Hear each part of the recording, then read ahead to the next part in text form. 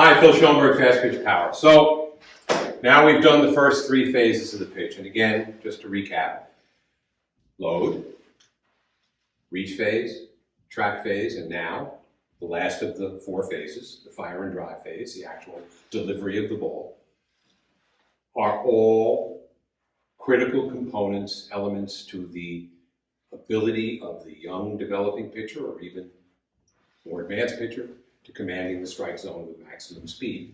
You must hit each of the phases. So we talked about the load phase, how important it is to get all your weight loaded into your drive foot, heels up off the ground, on your toes, nice good flex in your knees. The reach phase, getting you off that pitching rubber explosively, pushing back on that pitching rubber with your drive foot is what initiates your stride, not just walking forward. The reach phase, making sure that you're square to your target until both hands cover your target. And then the track phase, which leads you to the position. Just walk into it here. Okay, here it is, drive foot, toe, and knee forward. Shoulders open to the power line a little bit more. You'll notice, see this? I can move my hips without moving my shoulders. Now, you know, that's something you have to develop and have to feel, but that's an important element to your development as a pitcher. To be able to feel that hip and shoulder separation so that your body is in the correct position to give you the ability to generate maximum speed and command. So I've landed in my power K position, shoulders more open to the power line. And I want to just go back 1 second because this is really important. When I'm in my load phase, when you land in power K, you're what we call vertically stacked. Eyebrows, shoulders, hips, knees, and ankles right on top of each other, parallel to the ground.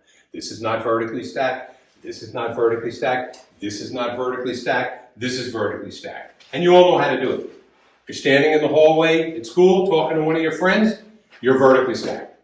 If you're walking down the street, you're vertically stacked. So your body does it naturally. We get to windmill pitching and we think we got to invent something new. We don't. But when I'm in my load position, okay, I'm not vertically stacked. So when I drive back on that pitching rubber to go into my reach phase, it's my hips that lead me off that pitching rubber. I'm driving my drive foot back, I'm driving that pitching rubber back, and as I go into my reach phase, my hips immediately get under my shoulders. Then I track. Okay? Shoulders more open to the power line than my hips. And from this position, this is what we call power K. I'm in perfect position now. Palm up, elbow down. Elbow leads to the back of the throw zone. Relaxed wrist. Extension. Fire. Four-seam rotation. All the way to the end of the throw zone and drive straight through.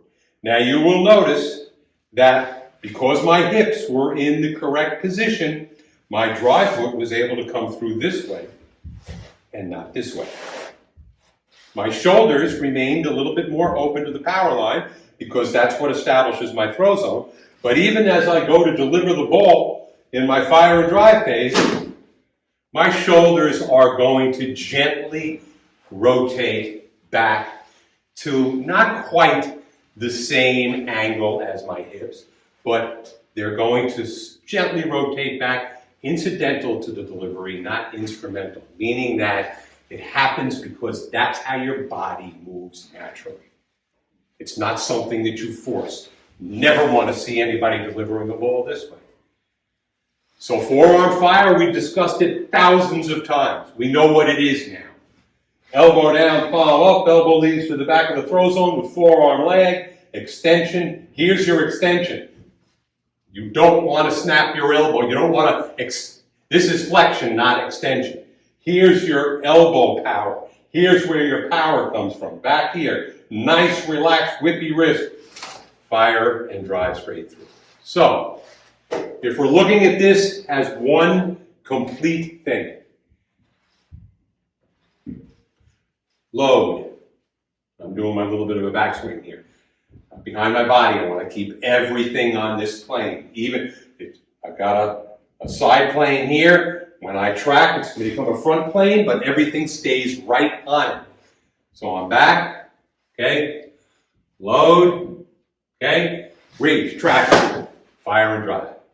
And if I do that, and I break each of those elements down, each of those phases down, and I work on them individually, I'm going to start to make connections between my brain and my body that tell me this is what I need to default to in order to be the best pitcher that I can possibly be.